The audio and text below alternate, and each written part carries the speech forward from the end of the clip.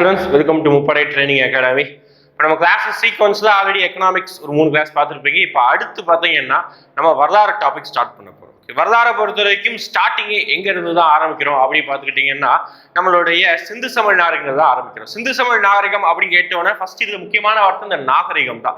இந்தியாவிலேயே மிக பழமையான நாகரிகம் என்று சொல்லப்படக்கூடியதும் இந்தியாவுடைய முதுகெலும்பு நாகரிகத்தோடைய இந்திய நாகரிகத்தோடைய முதுகெலும்பு என்று சொல்லக்கூடிய ஒரு நாகரிகம் என்னதுதான் சிந்து சமவெளி நாகரிகம் தான். ஏன் அப்படி சொல்றாங்கன்னா இந்த நாகரிகத்துல இருந்தா ஃபர்ஸ்ட் பாத்தீங்கன்னா மனிதன் ஓகே இப்படிதான் வந்து இந்தியாவில் ஒரு நாகரிகத்தோட மக்கள் வாழ்ந்திருக்காங்க அப்படின்றது ஃபர்ஸ்ட் பாயிண்ட் ஆஃப் எவிடன்ஸா நமக்கு கிடைச்சது. ஓகே, நம்ம ஆளுக்கால ஒவ்வொரு கதைகள் சொல்லலாம், ஆனா எவிடன்ஸா கிடைச்ச முக்கியமான ஒரு ஆதாரம் சிந்து சமவெளி நாகரிகம் தான். ஓகே, ஒரு முக்கியமான யூனிட் கூட ப்ரீவியஸ் இயர் கொஸ்டின்ஸ் இது சம்பந்தமா நிறைய கொஸ்டின்ஸ் கேட்டிருக்காங்க. ஓகே, ஃபர்ஸ்ட் ஆஃப் ஆல் நம்ம எந்த சப்ஜெக்ட் எடுத்தாலும் ஃபர்ஸ்ட் நம்ம என்னென்ன விஷயங்கள் படிக்கிறோங்கிறத ஒரு சின்னதா ஒரு மைண்ட் மேப் மாதிரி பார்த்துட்டு அதுக்கு ஒரு சப்ஜெக்ட் குள்ள போகலாம். ஓகேங்களா, ஃபர்ஸ்ட் என்ன சப்ஜெக்ட் எல்லாம் படிக்கணும், என்ன டாபிக்ஸ் எல்லாம் படிக்கணும், இதுல சிந்து சமவெளி நாகரிகத்தை நான் ஐவிசி சொல்றேன், இண்டஸ் வேலி சிவிலைசேஷன் அப்படின்னு சொல்றாங்க.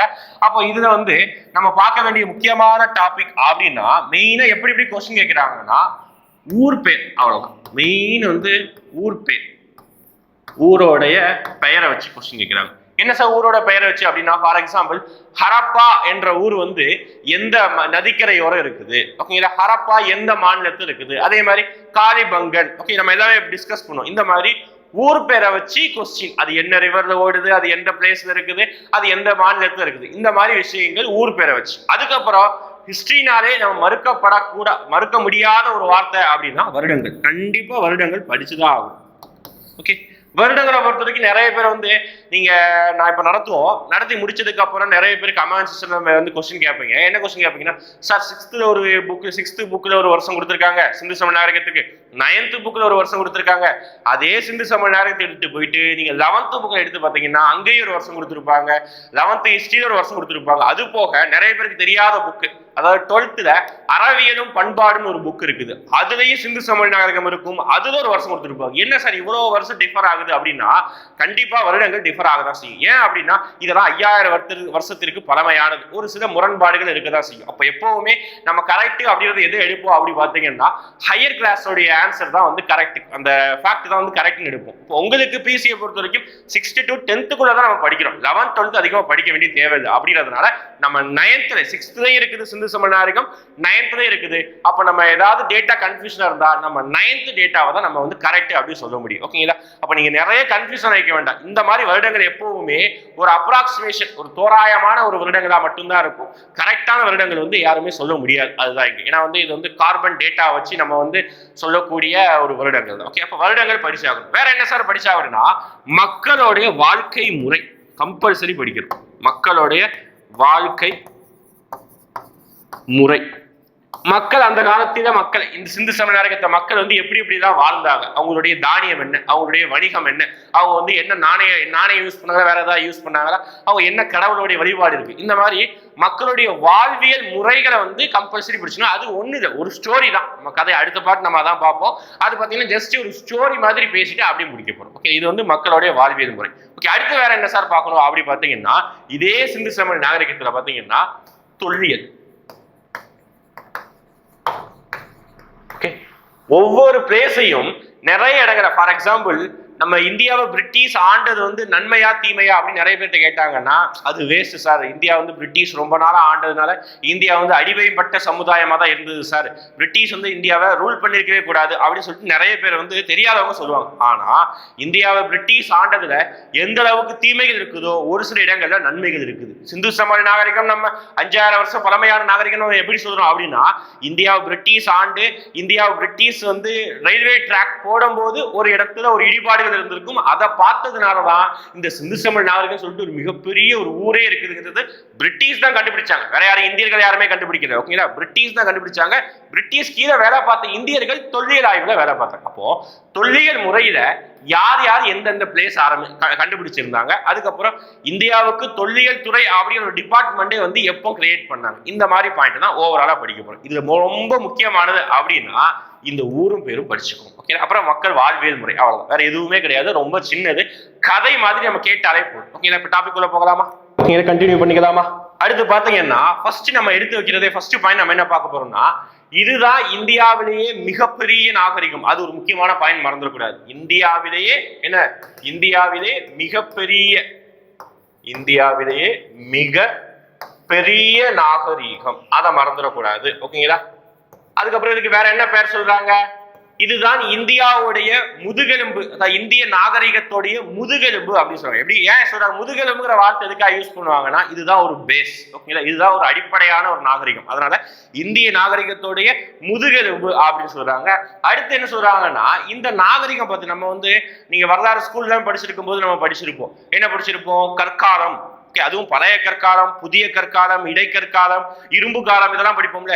அப்போ இந்த சிந்து சமவெளி நாகரிகம் என்ன காலம் அப்படின்னு கேட்டாங்கன்னா செம்பு காலம். இது ஒரு முக்கியமான பாயிண்ட்.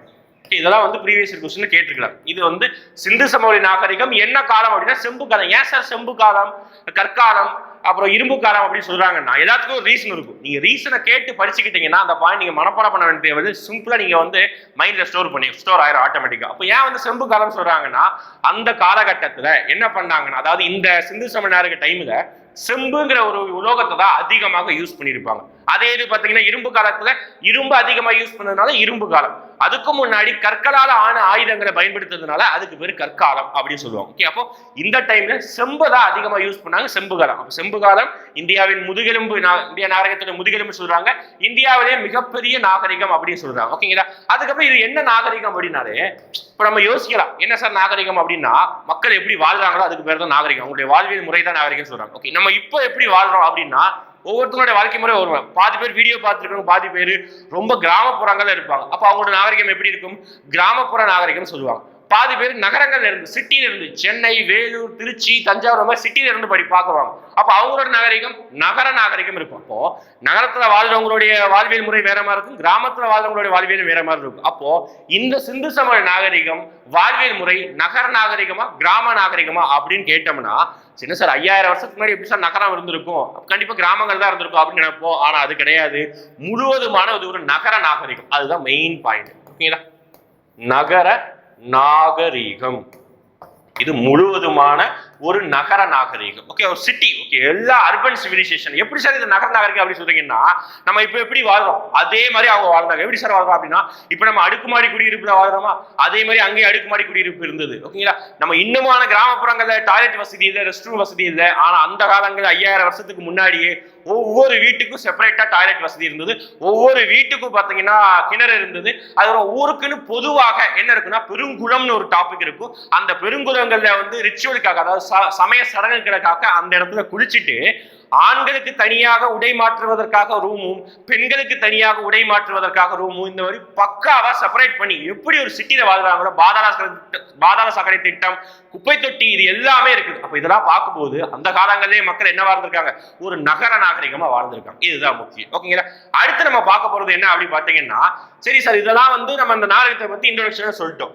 அடுத்து இந்த நாகரிகம் எப்படி சார் கண்டுபிடிச்சாங்க அதுதான் பார்க்கணும். ஓகே, ஃபர்ஸ்ட் ஆஃப் ஆல் இந்த நாகரிகத்தை தான் கண்டுபிடிப்பதற்காக ஒரு டிபார்ட்மெண்ட் பிரிட்டிஷ் கிரியேட் பண்ணாங்க. இந்தியர்கள் இந்தியா இண்டிபெண்டன்ஸ் 1947. ஆனா அதுக்கு முன்னாடி பிரிட்டிஷ் தான் ரூல் பண்ணாங்க. அப்ப 1947க்கு முன்னாடி 1861 வருஷம் முக்கியம். ஓகேங்களா? 1861 1861. ஓகே, எப்படி ஞாபகம் வச்சுக்கலாம்னா, இங்கேயும் 1ல முடியுது, இங்கேயும் 1ல முடியுது. இந்த மாதிரி ஒரு ஆப்ஷன் தான் வருங்க, வேற எதுவும் கன்ஃபியூஸ் வராது. ஓகேங்களா? அப்ப 1821 ASI அப்படிங்கிற ஒரு துறை கிரியேட் பண்ணாங்க. என்ன துறை அப்படின்னா, தமிழ்ல தொல்லியல் துறை.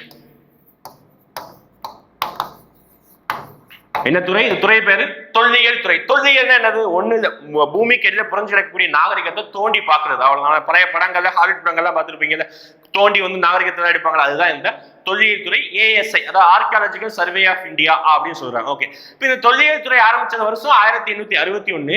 இது எங்கதான் சார் பார்த்திருக்கீங்க, எங்கதான் சார் பார்க்கலாம் அப்படின்னு பார்த்தீங்கன்னா, இந்த டிபார்ட்மெண்டோட பேர் நிறைய இடங்கள பார்த்துருப்பீங்க. ஃபார் எக்ஸாம்பிள், நீங்க ஒரு சில ஊர்கள் இருந்தீங்கன்னா அந்த ஊர்ல ரொம்ப பழமையான ஏதாவது கோட்டைகளோ அல்லது ஏதாவது பிளேஸ் இருந்ததுன்னா அந்த பிளேஸ் எந்த துறையால பராமரிக்கப்படும் அப்படின்னா தொல்லியல் துறையால தான் பராமரிக்கப்படும். ஃபார் எக்ஸாம்பிள் நான் சொல்றேன். ஓகே, வேலூர்ல பாத்தீங்கன்னா வேலூர் கோட்டை இருக்குது. வேலூர் கோட்டையை வந்து யார் தான் பராமரிக்காங்க அப்படின்னா தொல்லியல் துறை தான் பராமரி. இது எப்படி சார் நம்ம பார்க்கலாம், எப்படி சார் சொல்றீங்க அப்படின்னா, வேலூர் நிறைய பேர் பார்த்துருப்பீங்க. வேலூர் கோட்டையை சுத்தி பாத்தீங்கன்னா அந்த ஓல்டு பஸ் கிராஸ் ஆகும் போதே பாத்தீங்கன்னா ஒரு வேலி மாதிரி அமைச்சிருப்பாங்க. அந்த கிரவுண்டு அந்த பார்க்குக்கு முன்னாடியே ஒரு வேலி மாதிரி அமைச்சிருப்பாங்க. அந்த வேலி நல்லா கவனிச்சு பாருங்க, ஒரு ரவுண்ட் மாதிரி நடுவுல ஒரு ரவுண்ட் மாதிரி போட்டு ASI அப்படின்னு சொல்லிட்டு ஒரு வார்த்தை வந்து மென்ஷன் பண்ணிருப்பாங்க. அப்ப என்ன அந்த டோட்டல் டிபார்ட்மெண்ட், அந்த டோட்டல் கோட்டை யாரோட கண்ட்ரோல்? தொல்லியல் துறையோட கண்ட்ரோல். ஓகே, இது நமக்கு ஃபேக்ட் கிடையாது, இந்த வருஷம் தான் முக்கியம். அடுத்து இன்னொரு பாயிண்ட் முக்கியம், புக்ல மென்ஷன் பண்ணப்பட்ட பாயிண்ட் மட்டும் தான் நான் சொல்றேன், வேற எதுவுமே எக்ஸ்ட்ரா கிடையாது. அப்ப அடுத்து என்ன பாத்தீங்கன்னா, இந்த துறையுடைய அதை கவனிச்சுக்கோங்க, இந்த துறையை நிறுவியவர் யார்? அது ஒரு கொஸ்டின். ஒரே ஆன்சர் தான், 2 கொஸ்டின்ஸ் இருக்கும். இந்த துறையை நிறுவியவர் யார்? ஒரு நபரு. அதே நபர் தான் இந்த துறையுடைய, அதாவது மொத்தமா இந்தியாவுடைய முதல் சர்வேயர், அதாவது நில அளவையாளர் அப்படின்னு சொல்றாங்க. அது யாரு அப்படின்னு சொன்னோம்னா அலெக்சாண்டர் கன்னிங்கம் அப்படின்னு சொல்றாங்க. நல்லா ஞாபகம் வச்சுக்கோங்க, அலெக்சாண்டர் கன்னிங்கம். நல்லா ஞாபகம் வச்சுக்கோங்க. 1861 ASI தொல்லியல் துறை உருவாக்குறாங்க. தொல்லியல் துறையை நிறுவியவர் யாரு கேட்டாலும் யாரு? அலெக்சாண்டர் கன்னிங்கம் தான். அதே நேரத்துல இந்த அலெக்சாண்டர் கன்னிங்கம் தான் என்னன்னா இந்தியாவுடைய முதல் நில வரவையாளர், அதாவது ஃபர்ஸ்ட் சர்வேயர் ஆஃப் இந்தியா அப்படின்னு சொன்னாங்க இந்த அலெக்சாண்டர் கன்னிங்கம். ஓகேங்களா? அப்ப இந்த டிபார்ட்மெண்ட் தான் ஒவ்வொன்றா தோண்ட ஆரம்பிக்கிறாங்க. நிறுவியவர் வந்து ஜஸ்ட் அங்கங்க சர்ச் பண்ணிட்டு போயிடுவாரு. ஆனா லேட்டர் காலங்கள்ல நிறைய பேர் வருவாங்க. ஓகேங்களா? அமலாண்டா கோஸ், அப்புறம் பாத்தீங்கன்னா ஜான் மார்ஷல், தைராம் சாஹினி அப்படின்னு சொல்லிட்டு நிறைய பேர் வருவாங்க. இப்ப அடுத்து நம்ம பார்க்க போறது இந்த நாகரிகத்தை வந்து எவ்வளவு தூரம் பரவி இருக்குது. ஓகேங்களா? இந்தியா மேப் நம்ம பார்த்திருப்போம். ஃபார் எக்ஸாம்பிள் நான் வரைகிறேன். ஓகேங்களா? ஓகே, இமேஜின் பண்ணிக்கோங்க. இந்தியா மேப் மாதிரி வராது, இருந்தாலும் இதுதான் இந்தியா மேப்னு நினைச்சுக்கோங்க. ஓகேங்களா? இதுதான் இந்தியா மேப் வச்சுக்கோங்க. இங்க கொஞ்சம் பாகிஸ்தான் இருக்குது. அப்போ இந்த மொத்த சிந்து சமவெளி நாகரிகமும் எவ்வளவு தூரம் பரவி இருக்குது அப்படின்னு சொன்னீங்கன்னா, இதுதான் மகாராஷ்டிரா வச்சுக்கோங்க. மகாராஷ்டிரா இந்த ஏரியா, அப்புறம் இங்க உத்தரப்பிரதேச டச் பண்ணிட்டு, இங்க ஜம்மு காஷ்மீர் டச் பண்ணிட்டு, இங்க ஆப்கானிஸ்தான் டச் பண்ணிட்டு, ஹோல் பாகிஸ்தானையும் ஹோல் குஜராத்தையும் கவர் பண்ணி இவ்வளோ ஏரியா தான் பார்த்துக்கிட்டீங்கன்னா என்ன இருக்கும் அப்படி பார்த்தீங்கன்னா நம்மளுடைய சிந்து சமவெளி நாகரிகம் இருக்கு. நான் ஸ்டேட் பண்றேன் பாருங்க. ஓகேங்களா? எங்க ஆரம்பிக்கிறது?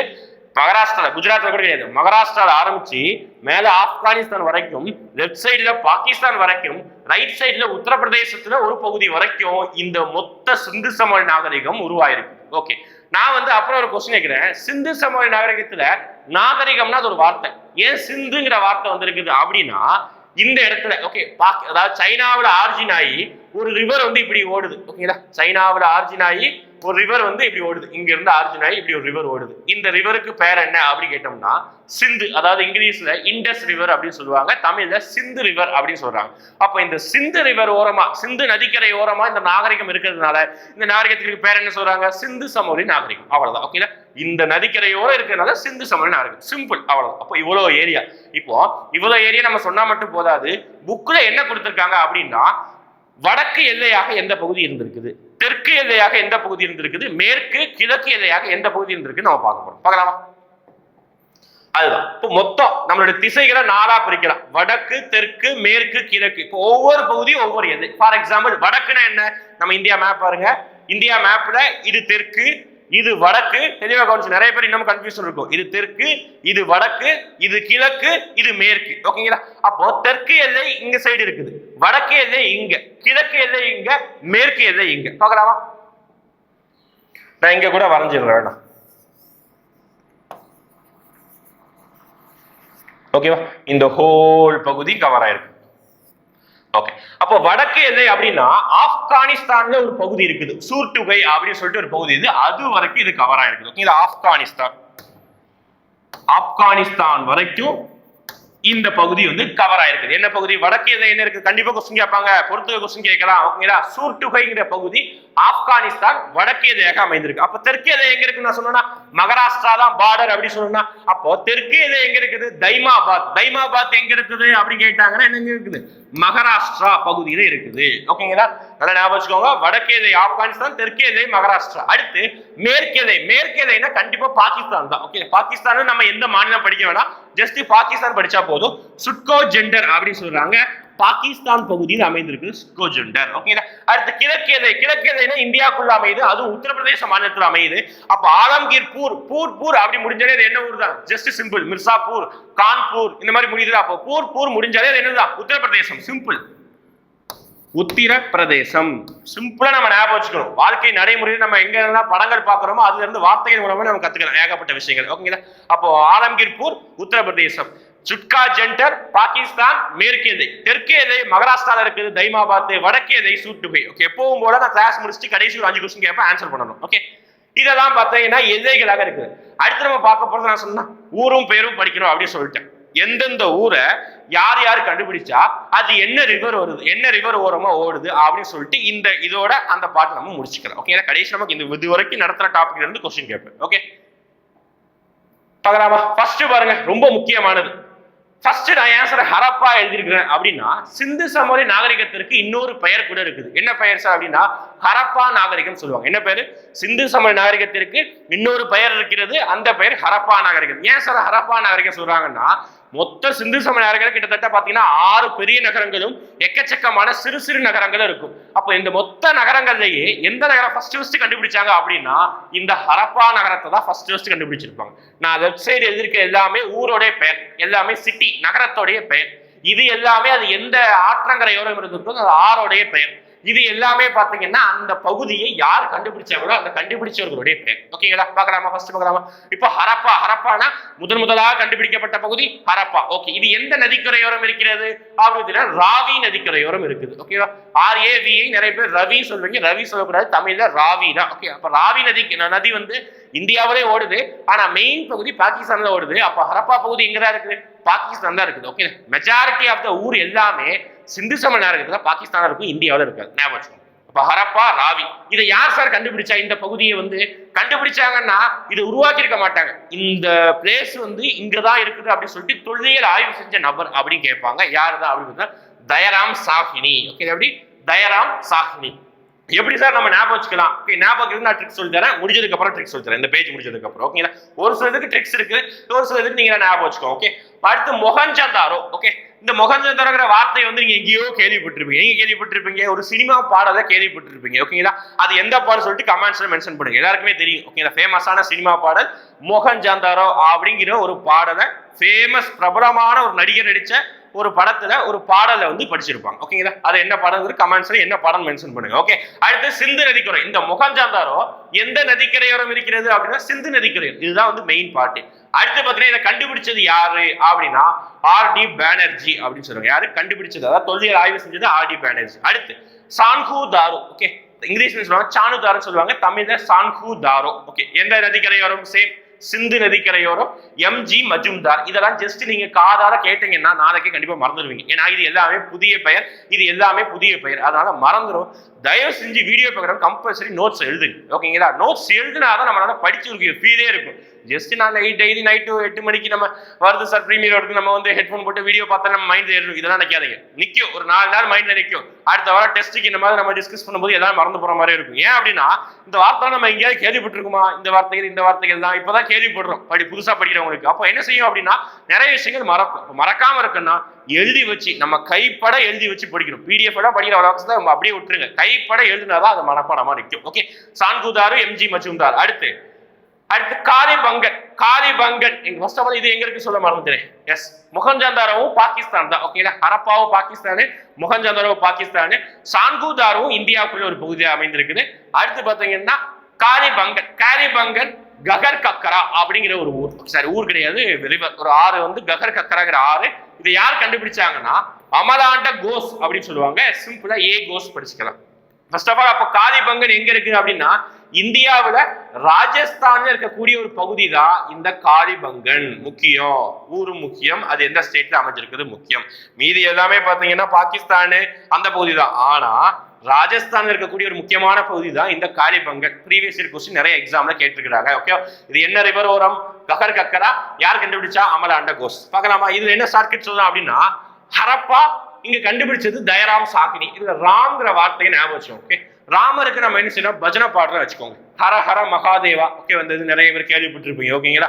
அப்போ அந்த ஹரப்பா இந்த ராம் ரெண்டையும் மேட்ச் பண்ணிக்கோங்க. ஹர ஹர மகாதேவா, இந்த ஹரப்பா அப்புறம் ஹர அப்படிங்கிற வார்த்தையும் இங்க ராம் அப்படிங்கிற வார்த்தையும் மேட்ச் பண்ணிக்கோங்க. ஓகேங்களா? இங்க மொஹஞ்சாந்தாரோ அப்படிங்கிற வார்த்தை, இங்க பானர்ஜி, இந்த ஜி மட்டும் எடுத்துக்கோங்க. ஜிங்கிற வார்த்தை வந்தா நமக்கு மோடிஜி ஞாபகம் வரும். இங்க மோடிஜி வேணாம், மோகன்ஜி ஞாபகம் வச்சுக்கோங்க. ஓகே, எனர்ஜி மோகன்ஜி அப்படிங்கிற வார்த்தையை வந்து ஞாபகம் வச்சுக்கோங்க. அவ்வளவுதான், சிம்பிளா மேட்ச் பண்ணதுக்கு.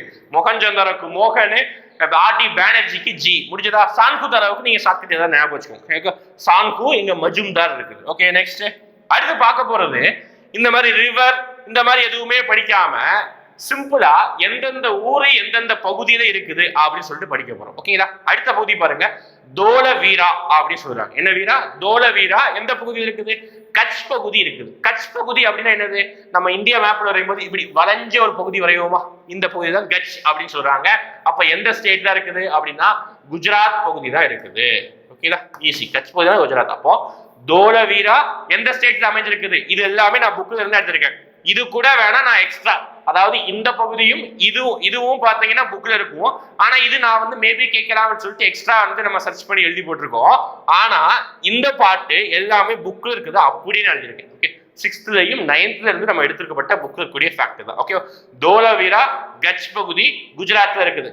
ரோப்பர் அப்படிங்கிற பிளேஸ் பஞ்சாப்ல இருக்குது. ஓகே, ரோப்பர் அப்படிங்கிற பிளேஸ் பஞ்சாப்ல இருக்குது. அடுத்து லோத்தல் அப்படிங்கிற பிளேஸ் ரொம்ப முக்கியமான பிளேஸ். ஏன் சார் முக்கியமான பிளேஸ் அப்படின்னா, சிந்து சமவெளி நாகரிக மக்கள் என்ன பண்ணாங்க அப்படின்னா வெளிநாட்டுக்கு போயிட்டு பயணம் செஞ்சு வாணிகம்லாம் செஞ்சாங்க. எப்படி சார் சொல்றீங்க அப்படின்னா, சிந்து சமவெளி நாகரிகத்துல எப்படி இப்ப நம்ம ஊர்ல சென்னையிலையும் தூத்துக்குடியிலையும் துறைமுகம் இருக்குதோ, அதே மாதிரி சிந்து சமவெளி நாகரிகத்திலையும் ஒரு பிளேஸ்ல துறைமுகம் இருந்திருக்குது. துறைமுகம் மட்டும் இல்ல, அந்த துறைமுகத்துல கப்பலே கட்டியிருக்காங்க. பாத்துக்கோ, அப்ப எந்த அளவுக்கு அந்த வெளிநாட்டு வாணிபம் செஞ்சிருப்பாங்க. எந்த பிளேஸ் சார் இருக்குது? லோத்தல். அவ்வளவுதான், லோத்தல் தான் துறைமுகம் இருக்குது மற்றும் கப்பல் கட்டும் தளமும் இருக்குது. லோத்தல் எந்த பகுதி இருக்குது? குஜராத். அவ்வளவுதான். ஓகேங்களா? அப்ப லோத்தல் ரொம்ப ரொம்ப முக்கியமானது. ஏன் அப்படின்னா துறைமுகமும் இருக்குது, அதே நேரத்துல கப்பல் கட்டும் தளமும் இருக்குது. ரொம்ப முக்கியம். நான் கேள்வி கேட்பேன். லோத்தல் துறைமுகம் கப்பல் கட்டும் தளம் இருக்குது. எந்த ஸ்டேட் இருக்குது? குஜராத். ஓகே, அடுத்து ராக்கி ஹரி. என்னது? ஹரியானா. ஓகே, ராக்கி ஹரி ஹரியானா. இந்த ஹரி ஹரி இது ஞாபகம் வச்சுக்கோங்க. ஓகேங்களா? ஹரி ஹரி, ராக்கி ஹரி ஹரியானா. அடுத்து இன்னும் 2 பிளேஸ். பானாவாலி எங்க இருக்குது? ராஜஸ்தான் இருக்குது. பானாவாலி ராஜஸ்தான். ஓகேவா? இது எப்படி நம்ம ஞாபகம் வச்சுக்கலாம்? பானி அப்படின்னா என்ன சொல்லுவோம்? பானி அப்படின்னா என்னது? ஹிந்தில தண்ணின்னு அப்படின்னு அர்த்தம். எந்த ஊர்ல தண்ணி கஷ்டம் ரொம்ப இருக்கும்? ராஜஸ்தான்ல தண்ணி கஷ்டம் ரொம்ப இருக்கும். ஈஸி. பானாவாலி அப்படின்னா பானிங்கிற வார்த்தையை கோர்வேர்டா வச்சுக்கோங்க. பானினா ஹிந்தில என்ன அர்த்தம் அப்படின்னா தண்ணின்னு அர்த்தம். தண்ணி எந்த ஊர்ல ரொம்ப டிமாண்டா இருக்கும்? நம்ம வந்து தீரன் அதிகாரம் ஒன்றதே பார்த்துருப்போம். ஒரு ஊர்ல ரொம்ப தூரம் நடக்க வச்சுட்டே இருப்பாங்க, ஒரு இடத்துல தண்ணியை பார்த்த உடனே உளுந்திரிச்சு குடிப்பாங்கல்ல, அப்ப ராஜஸ்தான் பகுதி. ஓகேங்களா? அதே மாதிரி லாஸ்ட் பிளேஸ் சூர்கோட்டா. எந்த பிளேஸுக்கு? குஜராத். ஓகேங்களா? மொத்தமா நம்ம பிளேசஸ் எல்லாமே பார்த்து முடிச்சிட்டோம். பிளேசஸை பொறுத்த வரைக்கும் புக்ல இருக்க எல்லா ஃபேக்டையும் கவர் பண்ணியாச்சு. எக்ஸ்ட்ரா எதுவுமே நம்ம வந்து பார்க்க வேணும். ஓகேங்களா? அடுத்த பகுதியில நம்ம என்ன பார்க்கணும் அப்படின்னு பார்த்துக்கிட்டீங்கன்னா நம்மளுடைய மக்களுடைய வாழ்வியல் முறை படிக்கணும். அதுவும் ரொம்ப முக்கியமானது. ஸ்கிப் பண்ணக்கூடாது. வீடியோவை கண்டினியூஸா வாட்ச் பண்ணிட்டு இருந்தா மட்டும்தான் நீங்க வந்து பாத்தீங்கன்னா முழுவதுமாக நமக்கு வந்து எல்லா தகவலும் தெரியும். ஒரு வீடியோ பார்ப்போம், அடுத்த வீடியோ பார்க்காம இருப்போம், இந்த மாதிரி சொல்லக்கூடாது. ஓகேங்களா? கண்டினியூஸா நம்ம வாட்ச் பண்ணிட்டே இருக்கும். ஓகேங்களா? வீடியோவோட எண்டு பகுதி வந்துச்சு, நான் சின்னதாக ஒரு 2 மினிட்ஸ்ல மொத்தமா நான் ரிவிஷன் கொடுத்துடுறேன். ஓகேங்களா? மொத்தம் ஃபர்ஸ்ட் என்னென்ன பகுதியெல்லாம் படிக்கணும்னு சொல்லியிருந்தோம். சிந்து சமநாயகத்துல ஊரும் பேரும் வருடம் படிக்கணும், மக்களுடைய வாழ்க்கை முறை படிக்கணும், தொல்லியல் ஆய்வு படிக்கணும். ஓகே, வருடங்களை பொறுத்த வரைக்கும் இந்த தடவை நம்ம படிச்ச வருடம் அப்படி பாத்தீங்கன்னா கொஞ்சம் வருடங்கள் தான் படிச்சோம். ஓகேங்களா? நான் கடைசி இன்னொரு 3 வருடம் மட்டும் எழுதி போடுறது, அதை நான் எழுதி போட்டுறேன். அதுக்கப்புறம் தொல்லியல் ஆய்வு வந்து எப்ப நடந்தது அது ஒண்ணு எழுதி போட்டுறேன். ஓகேங்களா? இன்னொரு 3 வருடம் மட்டும் நான் எழுதி போட்டுறேன். என்ன அப்படின்னா ஓகே, முந்தைய 3 வருடம் மட்டும் எழுத மறந்துட்டேன். முந்தைய ஹரப் நாகரிகம். ஓகே, ஹரப்பாங்கிற வார்த்தை ஞாபகம் வச்சுக்கோங்க. முந்தைய ஹரப்பா நாகரிகம் இந்த ஹரப்பா நாகரிகம் எப்ப இருந்து ஸ்டார்ட் பண்ணது நான் சொல்றேன் பாருங்க. 3600 இருந்து ஓகே, 3600 இருந்து 2400 வரைக்கும். ஓகே, இது என்னது? இது எல்லாமே கிமு. நல்லா ஞாபகம் வச்சுக்கணும். கிமுனாலும் ஒண்ணுதான், பொது ஆண்டுக்கு முன்புனாலும் ஒண்ணுதான். இதுவும் இன்னும் நிறைய பேருக்கு வந்து தெரியாம இருக்குது. பொது ஆண்டுக்கு முன்பு போடுங்க, பொது ஆண்டுக்கு முன்பு ரெண்டுமே ஒண்ணுதான். ஓகே, நான் கிமு போட்டாலும் சரிதான், பொது ஆண்டுக்கு முன்பு போட்டாலும் சரிதான். ஓகே, அப்ப முந்தைய ஹரப்பா நாகரிகம் 3600 கிமுல இருந்து 2000 ரிவர்ஸ் தான் வரும். கிமுவை பொறுத்தவரை கிபி தான் வந்து சீக்வன்ஸா போகும், 1 2 3ன்னு போகும். ஓகே, இது வந்து 3 2 1ன்னு வரும். 3600 2400 கிமு. அடுத்து முதிர்ச்சி, முதிர்ந்த போட்டு முதிர்ச்சி நாகரிகம். இதாவது முதிர்ச்சி காலம் அப்படின்னு சொல்லுவாங்க, வேற எதுவும் இல்லை. முதிர்ச்சி காலம் எப்படின்னா 2400 கிமுல இருந்து 1700 கிமு வரைக்கும். அடுத்து பிந்தைய காலம் அப்படின்னு சொல்றாங்க. பிந்தைய காலம் அப்படின்னு சொல்றாங்க. பிந்தைய காலத்தை பொறுத்த வரைக்கும் 1700 இருந்து அப்படியே பின்னோக்கி, அவ்வளவுதான். அதுக்கப்புறம் இருக்க எல்லா காலங்களும் பிந்தைய காலம் தான்.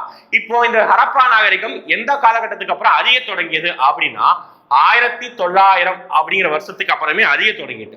1900 அதுக்கப்புறம் தான் பாத்தீங்கன்னா 1700 எல்லாமே வரும். இந்த காலங்கள் எல்லாமே அறிவை நோக்கி, ஹரப்பா நாகரிகம் அறிவை நோக்கி, அதனாலதான் பிந்தைய காலம் சொல்றாங்க. இப்போ இந்த வருடமும் முக்கியம்.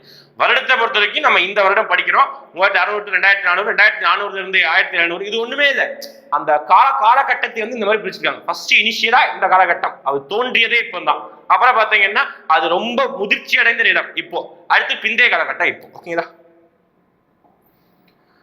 அப்புறம் வந்து என்ன படிச்சோம்? இந்தியாவோட மிகப்பெரிய நாகரிகம் செம்பு காலம் படிச்சோம். இது நகர நாகரிகம் படிச்சோம். அடுத்து முக்கியமா நம்ம படிச்சது ஒரே ஒரு வருஷம் முக்கியமா படிச்சோம், தொல்லியல் துறை 1861 அலெக்சாண்டர் கன்னிகம். ஓகே, எந்த பகுதி வரைக்கும் எதையை பார்த்திருந்தோம்? எதையை பொறுத்த வரைக்கும் 4 பேர், வடக்கு தெற்கு மேற்கு கிழக்கு, சூர்டுகை தைமாபாத் சுட்கா ஜென்டர் ஆலம்கீர் பூர். இந்த வார்த்தைகள்லாம் திருப்பி திருப்பி படிக்கும்போது அந்த வார்த்தை வந்து நமக்கு ஈஸியா வந்து மனப்பாடம் செய்ய ஈஸியா ஆயிரும். ஓகே, என்னென்ன ஊரும் படிச்சுக்கிட்டு அடுத்து இருக்கக்கூடிய ஊர் பேரு, அது என்ன நதிக்கரையோரம் இருக்குது, அப்புறம் பாத்தீங்கன்னா அது யார் யார் கண்டுபிடிச்சா, இது ஒண்ணு. அடுத்து பாத்தீங்கன்னா திருப்பியும் என்னென்ன ஊரு அது எந்த பகுதியில் அமைச்சு சொல்லிட்டு கடைசி வரைக்கும் நம்ம பார்த்தோம். ஓகேங்களா? இப்போ கடைசியா நம்ம ஒரு 5 கேள்வியோட முடிக்க போறோம். லைவ் சாட்லையும் கமெண்ட் பண்ணுங்க, சாரி கமெண்ட் லைவ் சாட்லையும் பண்ணுங்க, அதுக்கப்புறம் கமெண்ட்ஸ்லையும் கமெண்ட் பண்ணுங்க. ஓகேங்களா? என்ன கேள்வி பார்க்கலாம்? ஃபர்ஸ்ட், இந்தியாவுடைய தொல்லியல் துறையை நிறுவியவர் யார்? ஓகே, ஃபர்ஸ்ட் கொஸ்டின் ஞாபகம். இந்தியாவுடைய தொல்லியல் துறையை நிறுவியவர் யார்? ஓகே, ஃபர்ஸ்ட் கொஸ்டின் முடிஞ்சது. அதுக்கப்புறம் சிந்து சமவெளி நாகரிகத்துடைய இன்னொரு பெயர் என்ன? ஓகே, சிந்து சமவெளி நாகரிகத்துடைய மற்றொரு பெயர் என்ன? இது 2வது கொஸ்டின். அடுத்து சிந்து சமவெளி நாகரிகத்துடைய அழிவுக்கு முற்பட்ட காலம்னா எந்த காலத்துல இருந்து ஆரம்பிக்குது? ஓகே, சிந்து சமவெளி நாகரிகம் அழிவுக்கு முற்பட்ட காலம்னா எங்க இருந்து ஆரம்பிக்குது? 3 கொஸ்டின் முடிஞ்சது. 4வது கொஸ்டின் பாத்தீங்கன்னா காளிபங்கன். ஓகே, காளிபங்கன் எந்த நதிக்கரையோரம் உள்ளது? நல்ல ஞாபகம், காளிபங்கன் எந்த நதிக்கரையோரம் உள்ளது? அடுத்து லாஸ்டா சுட்கா ஜெண்டர் எந்த மாநிலத்தில் உள்ளது? நல்ல ஞாபகம், சுட்கா ஜெண்டர் எந்த மாநிலத்தில் உள்ளது? ஓகேடா, மொத்தம் 5 கொஸ்டின் கேட்டுக்கிறேன். கொஞ்சம் கேள்வி கேட்காதவங்க திருப்பி ரிப்பீட் பண்ணி பேக்அவுட் பண்ணி பார்த்துக்கோங்க. அடுத்து சிந்து சமவெளி நாகரிகத்துடைய பார்ட் 2க்கு வெயிட் பண்ணிட்டு இருக்கும். ஓகேங்களா? அடுத்த பாட்டு நம்ம மக்களோட வாழ்வியல் முறை. ஒண்ணுமே இல்லை, ஜாலியா நீங்க வந்து கதை கேட்கலாம், கொஞ்சம் ஃபேக்சுவல் பாயிண்ட் தான் இருக்கும். ஓகே, அதுதான் முக்கியமானதும் கூட. ஓகே, நெக்ஸ்ட் பார்ட்டை சந்திப்போம். கண்டினியூஸா வாட்ச் பண்ணுங்க. தேங்க்யூ.